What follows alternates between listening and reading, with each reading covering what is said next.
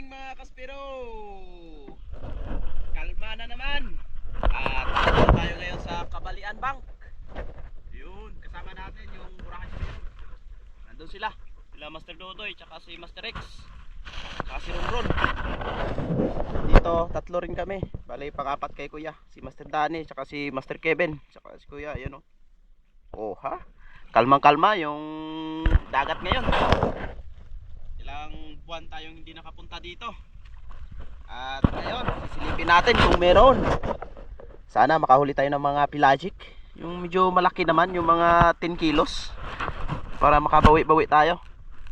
Ilang araw rin tayong walang kita. Dahil walang isda. Gawa ng bagyo. Pero ngayon, sana makadali tayo. Let's go! Alright, sisid na tayo mga kaspero. Yung gamit ko nga pala, itong invert natin na Spearmaster na kinonvert natin na as inverted spear gun. So reload muna tayo. Baka merong pelagic na makita habang nasa taas. At habang nagwa-warm up, hindi tayo sumasagad sa ilalim hanggang kalagitnaan lang, balik sa taas hanggang sa umukay na yung pakiramdam natin, saka na tayo mag-a-ambush.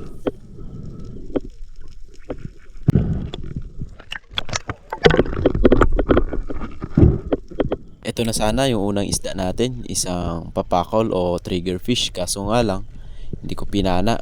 Baka sumabit yung shaft natin dahil sumabay tayo sa agos at saka malaki yung bato.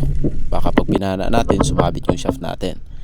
At eto, bumalik ulit tayo sa taas at meron akong napansin na isang cuttlefish or bagulan.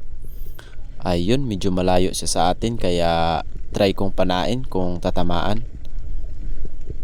Ayun, lumalangoy siya, sumasalubong sa agos. Malakas kasi yung agos dito sa spot na to mga kaspero. At ayun, sapol mga kaspero, tinamaan natin ng isang cuttlefish. Kaya ito yung unang isda natin sa araw na ito.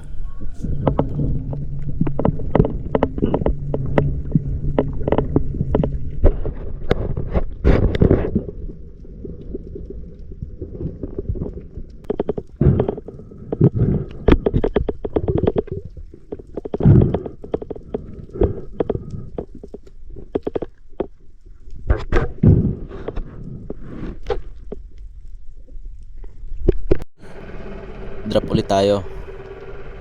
Pagkababa ko sa ilalim mga kaspero, tumitingin ako sa paligid at hindi ako tumagal dito gawa ng medyo hinihingal pa tayo.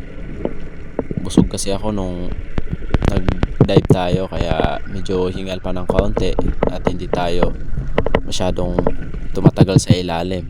Dahil pag tumagal tayo baka mahirap na. Kaya yung ginagawa ko, hanggang 10 seconds o 15 seconds lang ako sa ilalim at bumalik na ako sa taas. At nung pataas ako, meron akong nakita na isang mahaba mga kaspero. Akala ko waho, kaya yung ginawa ko, pinuntahan ko, hinabol. Pero yung pahabol ko mga kaspero, paangat ako para in case man na kakapusin, malapit na tayo sa taas. At ito yung nangyari, bumalik sa atin yung isang kingmak. Kaya ayun, nagpwesto talaga, kaya sapol na sapol sa gitna ng katawan yung kingmak. Ang laki nito mga kaspero. Akala ko nasa 10 kilo lang, pero abot pala ito ng 14.5 kilos mga kaspero.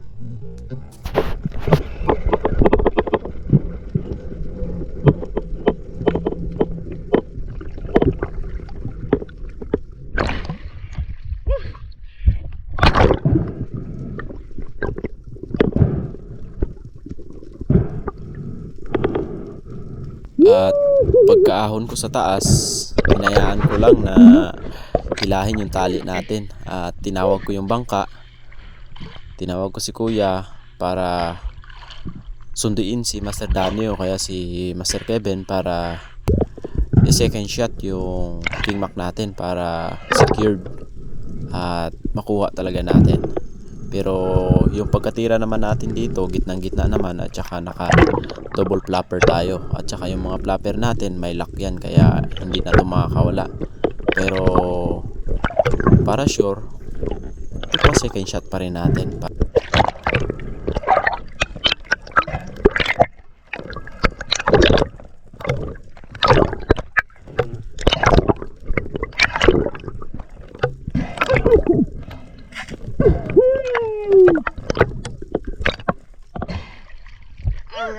Alright. Abot na po.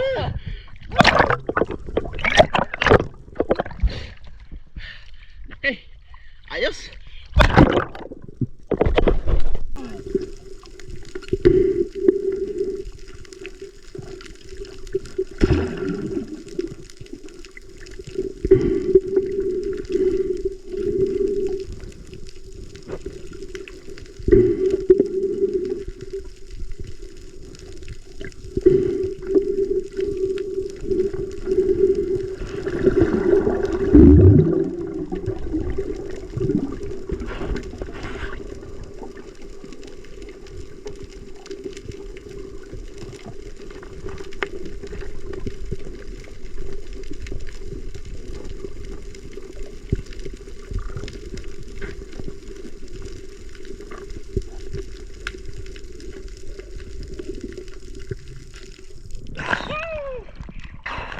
Dali.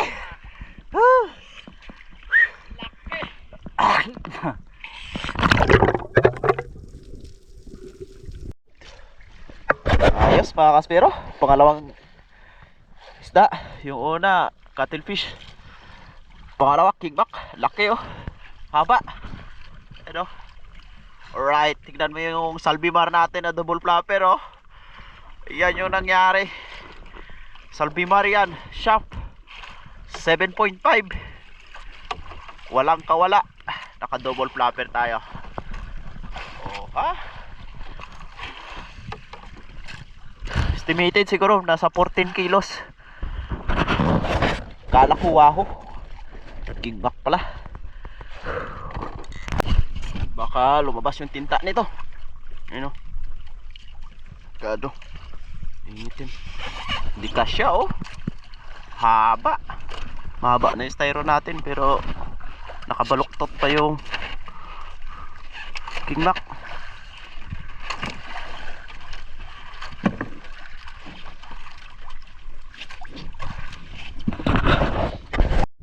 Pagkatapos natin ma-secured yung kingback mga kaspero, nakita ko si Master Danny na pumana. Akala ko GT. Nung nilapitan ko, isang malaking long nose emperor pala.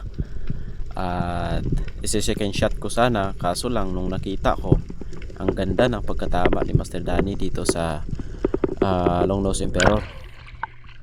Sa gitna talaga ng hasang, kaya walang kawala itong giant na long nose emperor at umabot ito ng 5 kilong mahigit mga kaspero. Ayun, ang laki.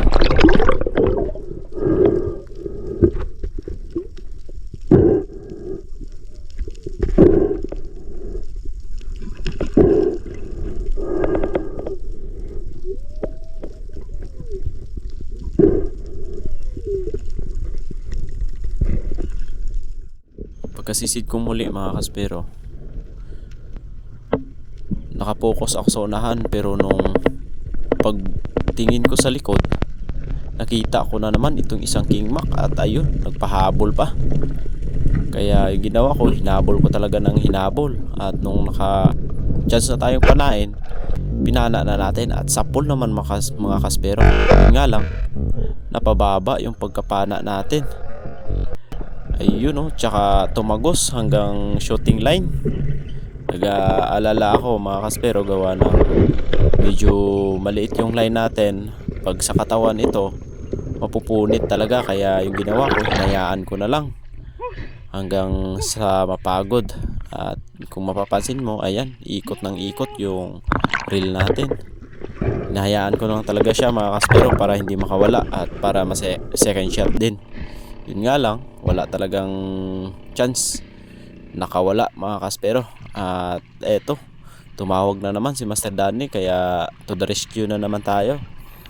Ayan na, sumakay tayo sa bangka at pinuntahan si Master Danny dahil nakapana ito ng kingback at malapit nang makawala. Nangihina na rin yung kingback.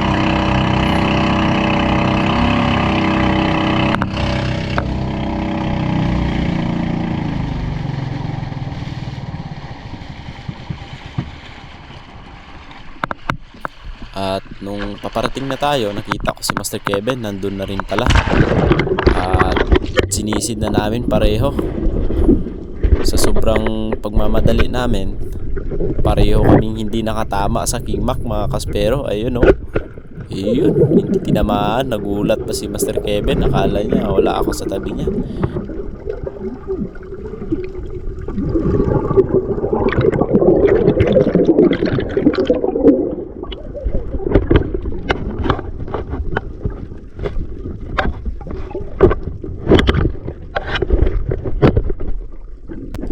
Kaya yung ginawa ko, tinusok ko na lang mga kaspero. Unang tusok ko na buto. At ayun, sa hasang ko na tinira para tumagos. Ngunit halos wala na rin tong malay yung King Mac na to, kaya secured na mahuhuli. At meron na tayong dalawang King Mac, ng Los Emperor at saka spotted na GT. Ayos na mga kaspero. Marami na kaming nadali at sana madagdagan pa ito.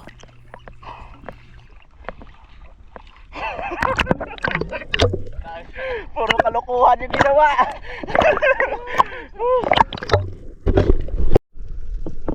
At nailagay na sa bangka yung King Mac ni Master Danny at nag-drop ako dito. At meron akong nakitang bayang. Laki ng bayang na ito o batfish. Papanahin ko sana, papalapit sa atin. Ayan. Pero nung paglingon ko sa gilid, merong papalapit na mas malaki. Ayan, namumuti yung mukha mga kaspero. Lalapit na talaga. At nung pagkalapit, isa pala itong pating mga kaspero. Ayan oh. Kaya kaway-kaway lang tayo sa pating na ito. Mabait naman yan mga kaspero. Hindi naman ano yan. At saka takot naman sa tao. Kunting galaw mo lang, alis na yan. Kaya kung talagang video talaga yung pakay mo sa pating, huwag kang gumalaw sa ilalim para mas lalapit sila sa atin. At hindi natin napana yung bayang. Na amaze tayo dun sa shark, kaya okay lang. At dito nag-drop ulit ako dahil meron akong nakita na grupo ng sweet lips o oriental sweet lips. Ayan oh.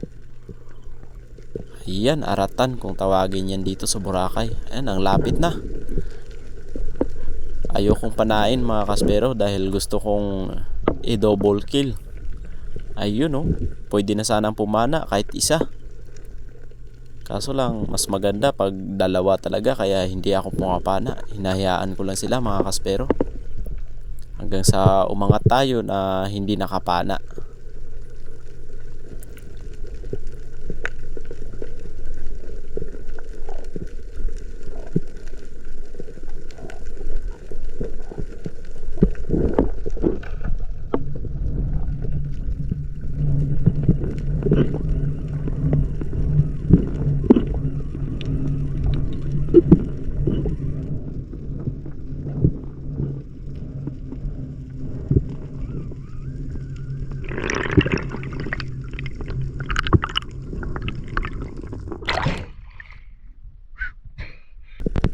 Same spot, binalikan ko kung nasaan yung mga sweet lips.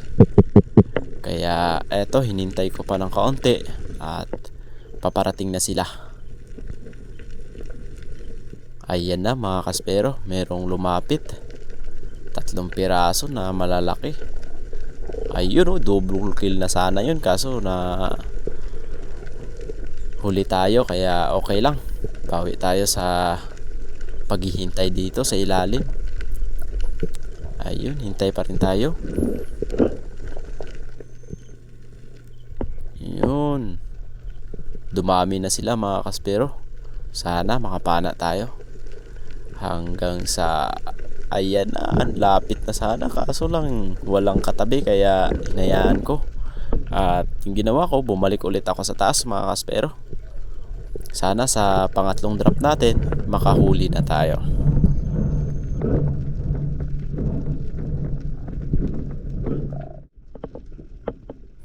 At ito na, pangatlong sisid na ito mga kaspero, dito sa spot ng maraming sweet lips. Ang lalapad pa naman. Sana makatsyempo na tayo para makadalawa tayo para sulit na yung dive natin. At sa part na to, hinintay ko na dumaan sa harapan natin. At napansin ko, paparating na ulit sila. Ayan na mga kaspero, kaya nakita ko na parang tatabi na yung dalawa. Ayan, meron tayong isang target at ayun, double kill. Kaso lang, double rin yung nakawala. Sayang naman yun. Dalawa sana.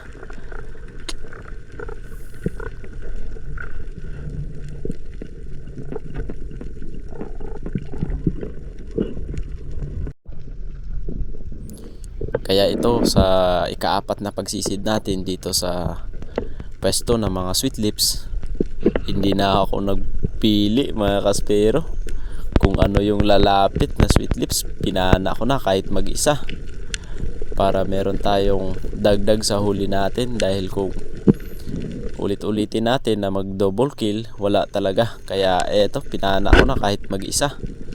Ayun, ang ganda ng pagkatama natin. Patay mga kaspero, likod hanggang ulo yung pagkatama, kaya goods na. Nakahuli na tayo ng isa. Kung pumana tayo kanina, nakaapat na sana tayo kahit pa isa-isa. Pero okay lang mga kaspero, at least hindi sila nabulabog.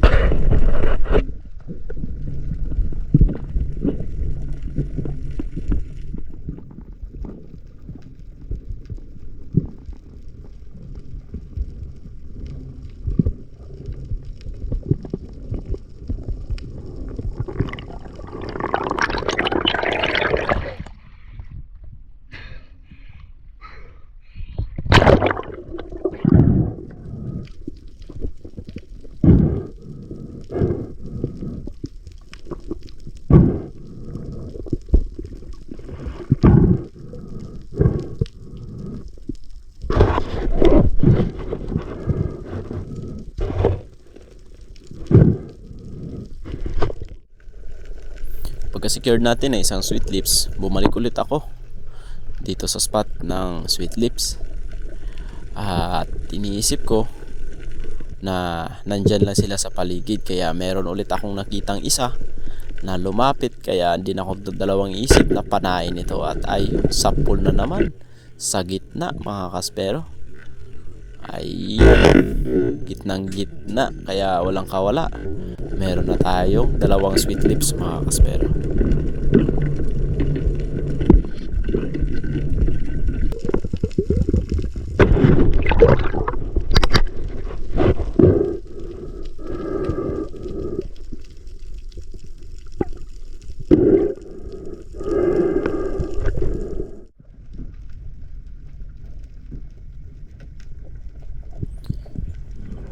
Dito sa spot na to, meron akong nakitang sweet lips, pababa pa lang ako. Dito lang to sa unahan nung nakitaan natin na maraming sweet lips, ngunit nung paglingon ko, papalapit na pala sa atin yung isang giant trevally. Yun nga lang, nandun rin yung bangka sa taas, kaya umalis itong giant trevally. Sayang naman, medyo may alon-alon kasi ng kaunti, kaya yung bangka parang humahampas sa tubig at umalis.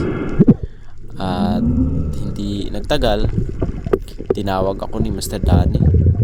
Yun pala, nakapana siya ng isang Maori sea perch or kanlay, tawagin dito sa amin. At sinabit sa bato yung shaft niya, pumasok yung kalahati ng Maori, pumasok doon sa bato. Etong bato na to, dito siya pumapana dati ng marble grouper. Ngunit sa time na to, Maori sea perch yung napana niya, kaya retrieve tayo. Sinisid ko, hinawakan ko sa buntot at hinila yung shaft. Kaso lang matigas talaga, kaya dinalawa ko kamay ko na para makuha. Ayun, isang good size na kanlay, halos 2 kilo o 3 kilo rin ito, kaya okay lang. Malaki-laki na rin ito mga kaspero. May dagdag na tayo sa mga huli natin.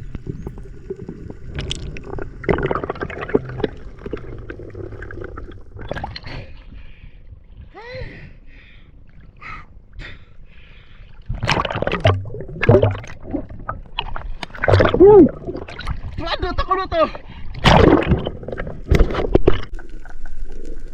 Meron akong target dito na isang papakol o triggerfish.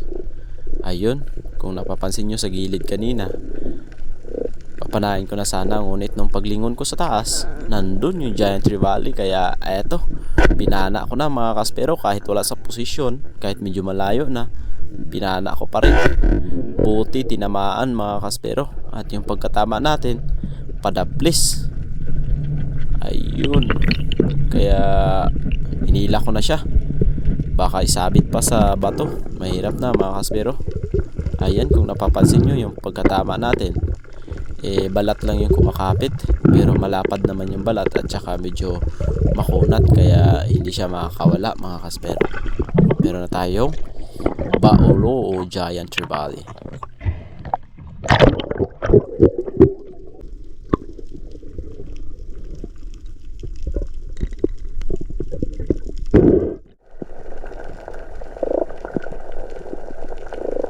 Medyo hapon na at eto, meron akong nakitang sweet lips. Papanain ko na sana, pero meron akong nakita na malaki mga kaspero, isang big eye sea bream. Ayan, big eye sea bream po ito. Ayun, may kakulitan din itong isda na ito, gawa ng medyo mailap, at kung saan sila pumesto, doon lang talaga, ayaw lumapit. Kaya eto, ginapang ko at binana. Buti inabutan naman. Hindi nga lang tumagos yung shaft natin, pero yung flapper lumuka sa loob ng katawan. Kaya kuha itong isang big eye sea bream. Ayan, ito na yung last na isda natin ngayong araw mga kaspero. Hapon na at kailangan natin umuwi para maibenta natin. Ang laki na ang big eye sea bream mga kaspero. Ano? Alright, last fish.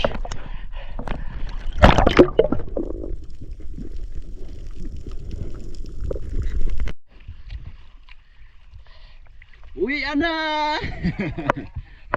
Woohoo.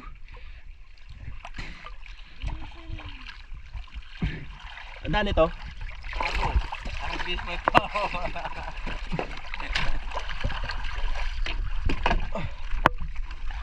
Dali ang mga papakol.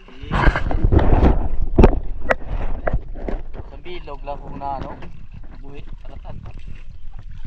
Oh, hi. Tinga. Bro, yung mas bro. Konti lang. Master Gabi. Oh! My God. Muntik nang napuno. Ang laki ng styro na to mga kaspero, pero ayan o. Muntik na. May GT, may pagi. Ha! Ayun o, pagi yan. Hindi naman bawal yan mga kaspero eh. Laki ng pakulo. Sarap. Malagulo. King Mac. GT. GT oh. GT. Ini sa atin oh. Malaki lang ng konti. Muntik nang hindi tinamaan oh. Grabe yung tama. Isa kayo niya. Oo. Ayos, harvest. Tingnan natin kung ano yung mga nahuli nila Master Dodoy. Sureball, harvest din yun. Uwi na. Alas 5 na.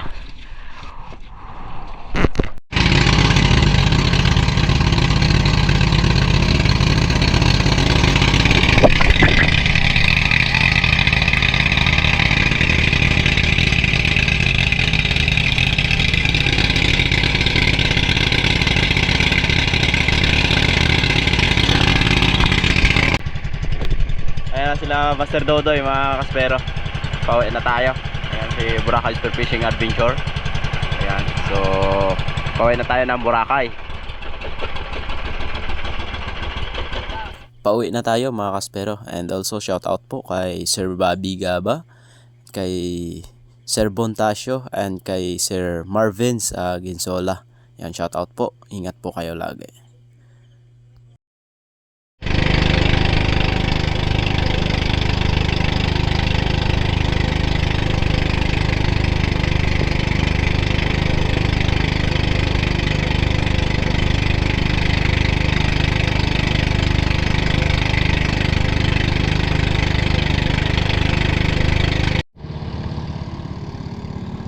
Naabot na tayo ng gabi mga kaspero. Medyo malayo-layo rin kasi yung Kabalian, kaya inabot na tayo ng gabi. Gawa ng ano oras na rin tayo umalis doon. Yan na, dito na tayo sa Bulabog.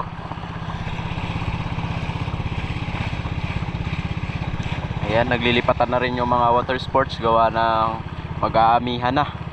So lilipat na sila doon sa Front Beach. Alright.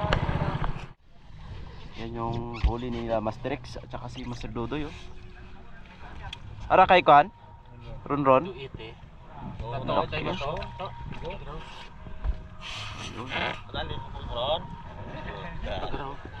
Imog-imog na pa hibit-hibit. Ay makatulog ko ka ron doon na.